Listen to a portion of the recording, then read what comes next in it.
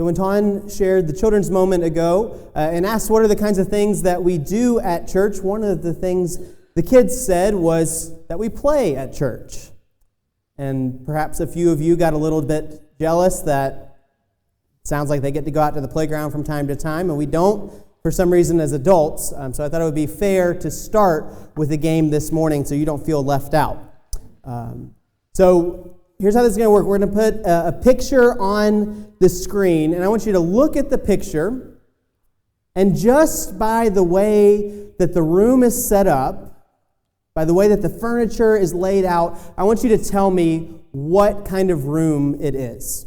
And you get bonus points if you can tell me specifically which room it is, okay? So let's look at the first one. What room is this? A classroom. Yes, very obvious. All spent time in one at some point in our life. It's a place for learning. All right, let's go on to the next one. A living room, or as we say in the South, a den. A place to be with friends and family, to gather, just to be comfortable, to laugh, and to share stories. All right, next one. Bonus points if you know where this is. What is this place? It's a restaurant. Steer in, yes. A few former employees with us this morning, actually. A restaurant, yeah, you can just tell by looking at it, the way that the furniture is set up, that this is a place to come and to be fed, to have your hunger met. Okay, next one. What is this? A dentist office, a place set up for torture. A place to have your teeth fixed and cleaned.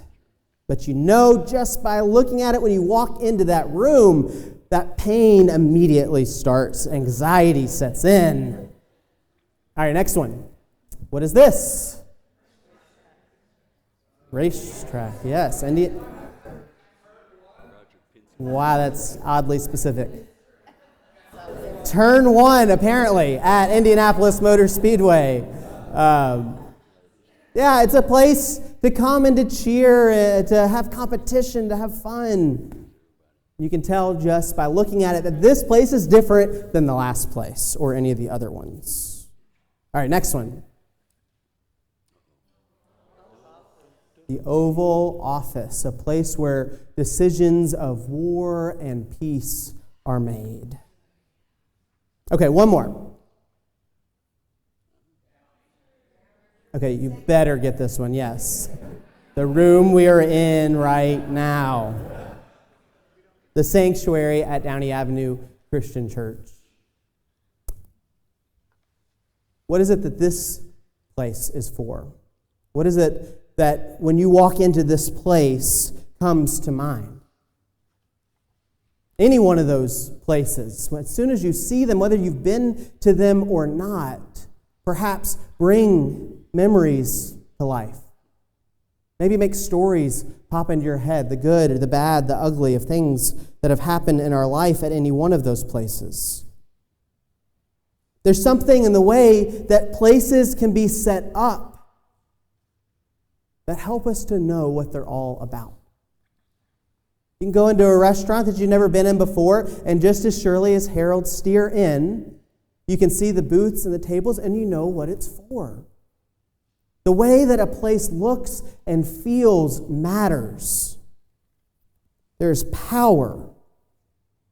The way that a space looks, the way that it makes us feel, has the power to shape how we enter that place. It has the power to shape how we feel about it, the thoughts that race through our mind as long as we are there. In short, space matters. Space matters. That's no less true for church than it is anywhere else. In fact, perhaps it's more true. Fred Craddock says that back in the beginning of time, the altar is the oldest piece of furniture in the world. The first thing that God does is build an altar and set a universe upon it. And the world depends on it. An altar matters. A church matters. Space matters. The way that our worship service, the way that this sanctuary looks when we walk into it matters. That's why people like Anthony work so hard to make this place beautiful, to make it tie in to the themes that we learn about in worship each week. This space is a sign of history and hope. People have been married right in this place. People have been buried in this place. People have been baptized. Generations of men and women and children have entered the faith in this very room.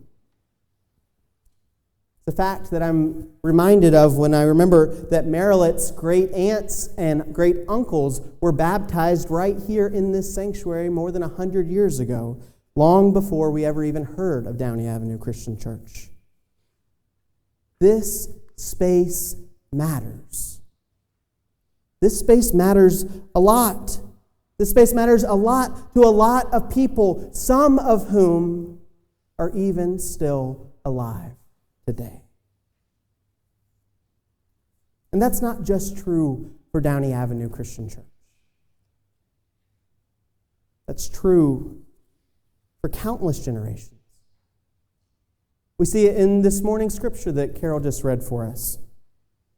Jacob, this great figure from the book of Genesis, has a dream. He gets weary and sleepy, and he decides to lay down. He takes a rock and uses it for a pillow.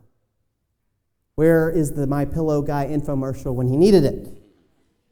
But he settles for a rock, and he sleeps there, and he has a dream.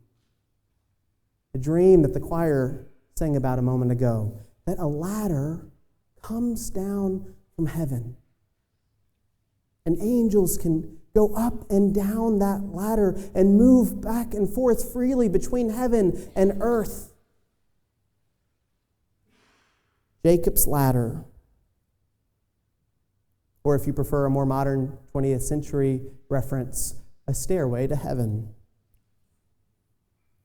Jacob awakes from this dream that he has, this revelation that heaven and earth are more connected than he realizes. And he wakes up from this dream, and his first response is what? To build an altar.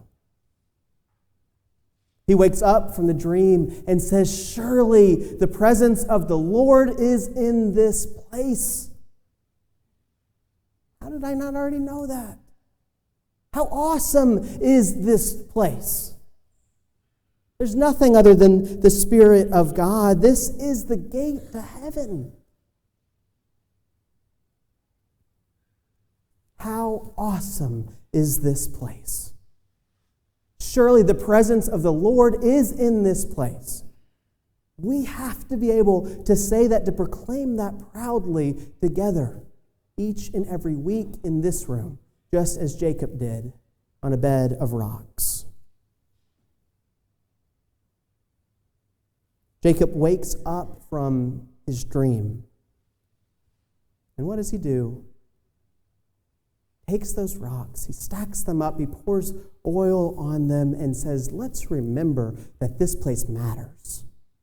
I'm going to build something right here on this spot so that everybody else who comes here after me will know that this place mattered, that the presence of God was here in this place. Jacob wakes up from the dream and he awakens the space. Maybe we should give him credit for the capital campaign theme. The thing is, though, Jacob has this amazing dream that thousands of years later we're still talking about. This dream that heaven and earth are connected, but the thing is, he has to wake up. It's a great dream. Just like Dr. King had a great dream in 1963. But a dream is only as good as our ability to wake up and act on it. Jacob had to wake up. After he builds that altar, he names that place Bethel or Beth-El. Might sound like the word Bethlehem. Bethlehem means house of bread. Well, Bethel means house of God. That place was called Bethel, the house of God. Jacob builds the house of God. Because, to quote the prophets from the Hebrew Scriptures, when God speaks, who can but prophesy? When God speaks, who can do anything except for respond to what God has said? So when Jacob receives this blessing from God, this amazing dream that heaven and earth are more connected than we first gave them credit, what else can Jacob do but to sit, to rise, to build? You know, the funny thing about this scripture is that it's a bit of deja vu. This is Genesis 28. If you flip back to Genesis 12, just a few chapters earlier, nearly the exact same story happens to Jacob's grandfather. Abraham, like Jacob, also flees from his homeland. And Abraham gets this promise from God that God is going to be with him. And what does Abraham do but pull out a pile of rocks and build an altar, and he names the place Bethel. The exact same story. I don't know if it's a typo, if they overlooked it when they were putting the Bible together. Hey, we already put that story in there. But I think more than that, the point is this, that every new generation across time and place, every generation is called to build something new, to respond to who God is, to respond to God's promises, to respond to the vision that heaven and earth can be more closely connected. There were probably people back then who, if they had been around when Jacob woke up and told them about the dream and started building rocks, you know, if there had been other church people there at that time, they would have said, whoa, whoa, whoa, whoa. Don't move Abraham's pile of rocks. That's been there since our grandparents built this church. But Jacob had to find his own response. Jacob had to figure out what was his to build. Jacob had to figure out what was his response. And so he added his stone to that holy ground. Kind of like if you've ever seen Moana for Disney fans, when she has to add her stone to the stack. Bailey would be so disappointed that she missed my Moana reference. Every generation has a stone to add, has something to build, has something to contribute. Every generation has some kind of call to say, how is the presence of God in this place? How? Surely the presence of the Lord is in this place, but show me. God is not contained in a church. We don't hold the key to heaven in this room right here. God is already everywhere. But this place that we are building is our tangible reminder where we can come as often as we need to, maybe as much as every week, to find a reminder that God is building something and that we are invited to be partners. God is indeed everywhere. Right here in this place, I know that to be true. I have seen lives changed, including my own, by the chance to come into this place, to gather as a community and to proclaim together that the Spirit of the Lord is here with us. When God speaks, who can but prophesy?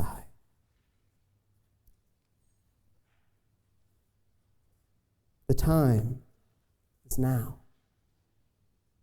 to add our stone, to build our altar, to say that, yes, indeed, our space matters. I can tell you, as the person who has to shout at the top of my lungs from the baptistry back there whenever we have a baptism, that space changes the way that we gather together. The people up there whose foreheads I can see right now can tell you that space matters. That whether you're looking into a community or the back of some drywall changes our experience of how we see the presence of the Lord is in this place. Space matters.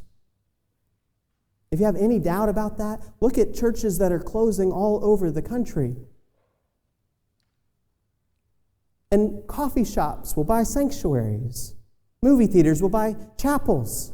Because they know that even beyond one community, that there is something sacred about the way that those buildings look and feel. That they are holy ground.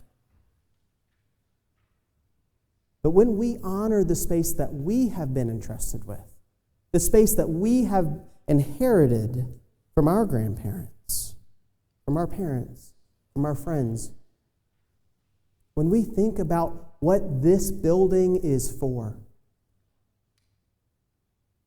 it has the power to change our life. The question is not about whether or not we should have a building. That ship has sailed. The question is, what are we building? What are we building for? Who are we building for?